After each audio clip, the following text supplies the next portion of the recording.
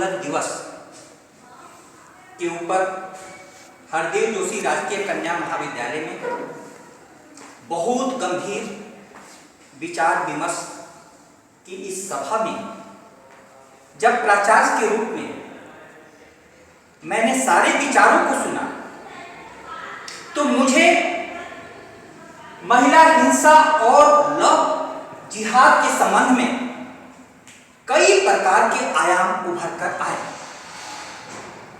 जैसे madam doctor Shiva Bhardwaj ने यह कहा कि जहां लव है, प्रेम है, वहां जिहाद नहीं हो सकता। और प्रोफेसर मीना कुमारी मीना मैम ने कहा कि गांव में महिलाओं के विरुद्ध हिंसा जो है ऐसे रूप में है कि सारे काम करने के बावजूद वे किसी भी निर्णय में अपना कोई मत नहीं देती हैं।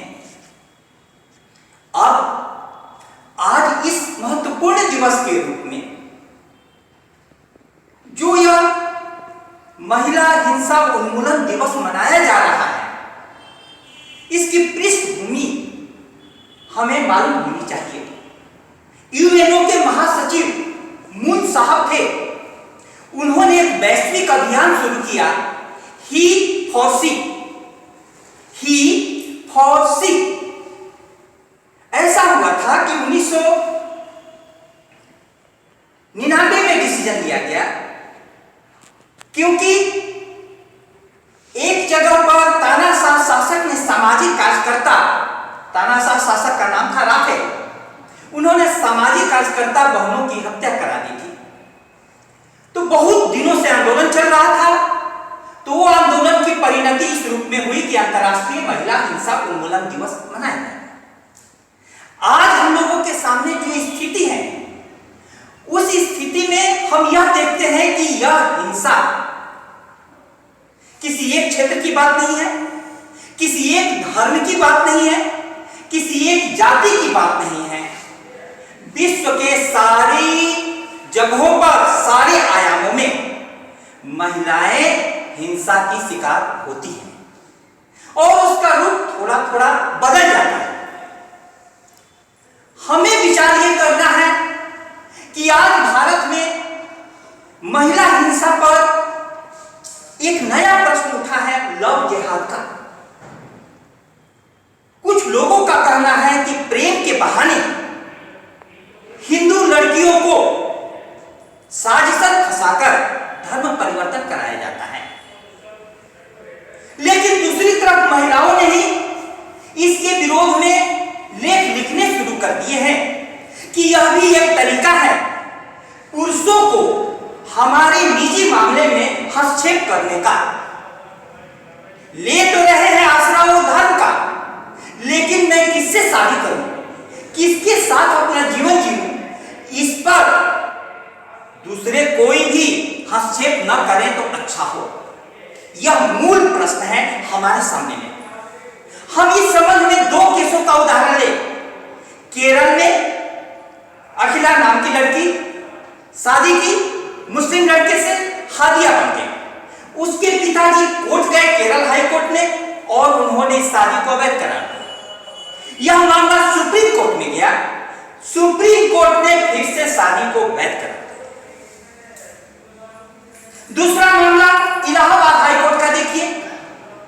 प्रियंका नाम की लड़की मुस्लिम लड़के से शादी की, आलिया बन गई, और इलाहाबाद हाई कोर्ट ने उस पर रोक लगाई। और इलाहाबाद हाई कोर्ट के रोक के बाद लव जिहाद कानून बनाने का अनेक राज्यों ने घोषणा की। और लव जिहाद कानून बनाने का अनेक राज्यों ने घोषणा की, तब तक इलाहाबाद हाई कोर्ट के जज ने ही, एकल पीठ ने जो निर्णय दिया था उसको दो जजों के निर्णय ने बदल दिया।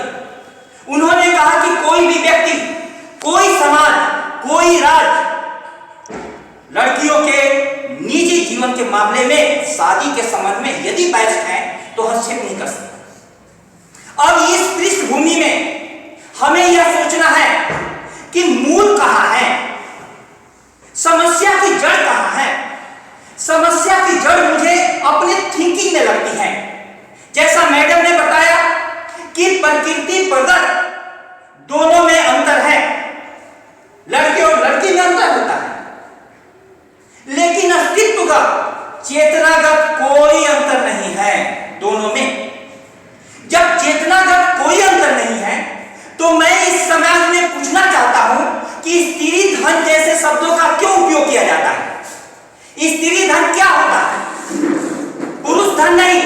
धन, स्त्री धन कैसे है, इस बात पर चिंतन मनन होना चाहिए। स्त्री किसी की प्रॉपर्टी नहीं है, स्त्री धन जैसे शब्द का।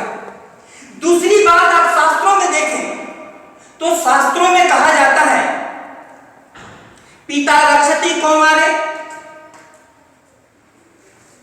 यौने भर्ता रक्षति वार्धक्ये पुत्र पौत्रश्च न स्त्री स्वातंत्र्यम अर्हति।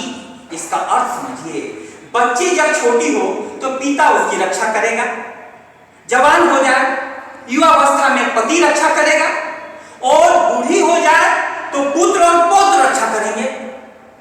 अंतिम लाइन तो बहुत खतरनाक है, न स्त्री स्वातंत्र्यम अर्हति, स्त्री स्वतंत्रता के योग्य है ही नहीं। अब इस विचार पर शिक्षा संस्थानों से एक संदेश जाना चाहिए। क्या बात करते हैं कि स्त्री स्वतंत्रता के योग्य नहीं है? चेतना हमेशा स्वतंत्र रहती है। यह लाइन लिखा कैसे गया? स्त्री स्वतंत्रता के पूर्णतया योग्य है, और यदि पुरुष और महिला का जहां तक मामला है कि किसी भी पुरुष को धरती पर लाने के लिए परमात्मा भी स्त्री का सहारा लेता है। यदि स्त्री स्वतंत्र नहीं हो सकती तो गुलाम स्त्री से एक प्रश्न का जवाब दे दीजिए, स्वतंत्र पुरुष कैसे पैदा हो सकता है? नहीं हो सकता कदापि। हमारी जड़ में यह है, कन्यादान शब्द है, पुत्रदान क्यों नहीं शब्द है? कन्या का दान किया जाएगा, और इसी के तहत हमारी संस्कृति में धर्मराज युधिष्ठिर द्रौपदी को दांव पर लगा देते हैं। द्रौपदी कोई दांव पर लगाने वाली चीज है?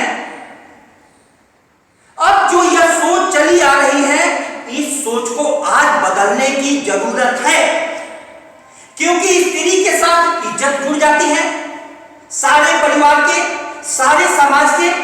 यदि आपकी इज्जत हो है तो उस इज्जत की ऐसी दुर्दशा क्यों? और मैडम ने विज्ञान के एमनियोसेंटेसिस टेक्निक की बात की।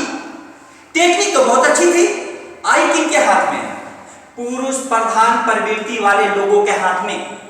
और एक जो अच्छा सवाल मैडम ने उठाया है कि स्त्रियां ही इसमें शामिल हैं कन्या भ्रूण हत्या में, उसमें मैं इतना ऐड करना चाहता हूं कि यह चेतना जो होती है ना, पुरुष प्रवृत्ति मूलक हो सकती है। यदि स्त्री भी सोचती है कि हमारा संतान बेटा ही हो, तब उसकी प्रवृत्ति पुरुष प्रवृत्ति मूलक है। इन मूल सोच पर जब तक हम ध्यान नहीं देंगे, तब तक इसमें परिवर्तन संभव नहीं होगा। उसी समाज में मैं रहता हूं, मैं इस प्रकार के दुर्भाव या इस प्रकार का व्यवहार उस मात्रा में हिंसक नहीं है, लेकिन यह पुरुष प्रधान समाज में कुछ व्यवस्था जो बनाई गई है, वो व्यवस्था हमारी सुविधा के लिए बनाई गई है। सुविधा यह है कि जब स्त्री दुल्हन के रूप में आएगी ससुराल में, तो वो सारे रीति रिवाजों का पालन करती है। वो रीति रिवाजों के पालन से हमारी संस्कृति की ऊंचाइयां विकसित होती हैं। लेकिन उस रीति रिवाजों के नाम पर किसी के पैरों में बेड़ियां पहुंचा देना, यह सरासर गलत है। इसलिए मैं अंतिम रूप से यह बात करना चाहता हूं कि लव जिहाद का जो मसला चल रहा है, लव मनुष्य की सर्वोत्तम ऊंचाई है, और जिहाद भी जो शब्द है अपने अंदर की बुराइयों के विरुद्ध संघर्ष है। अंदर की बुराइयों के विरुद्ध, काम क्रोध लोभ मोह अंदर की बुराइयां हैं, उसके विरुद्ध संघर्ष करो, इसको कहते हैं जिहाद। अब इसको जिस प्रकार से यूज किया जा रहा है, तो अभी के हालात में यह वातावरण बना है जिसमें से शिक्षा संस्थान की भूमिका यह होती है कि लोगों को समझाएं। किसी भी धर्म में स्त्रियों का शोषण होता रहा है, तो उसके पीछे कारण है कि सबकी प्रवृत्ति मूलतः पुरुष प्रवृत्ति मूलक है, पुरुष प्रधान समाज है। यह समाज न पुरुष प्रधान हो न स्त्री प्रधान हो, चेतना प्रधान हो। जिसकी भी चेतना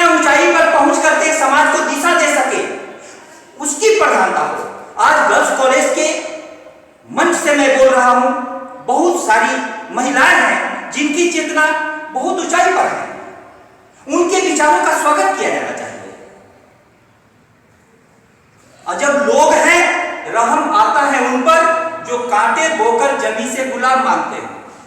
कांटे लुट तो रहे हैं और गुलाब चाहते हैं। गुनहगार तो नजरें हैं आपकी, वरना कहां ये फूल से चेहरे नकाब मांगते हैं। आंखों का इलाज होना चाहिए, लड़कियों का, कन्याओं का नहीं।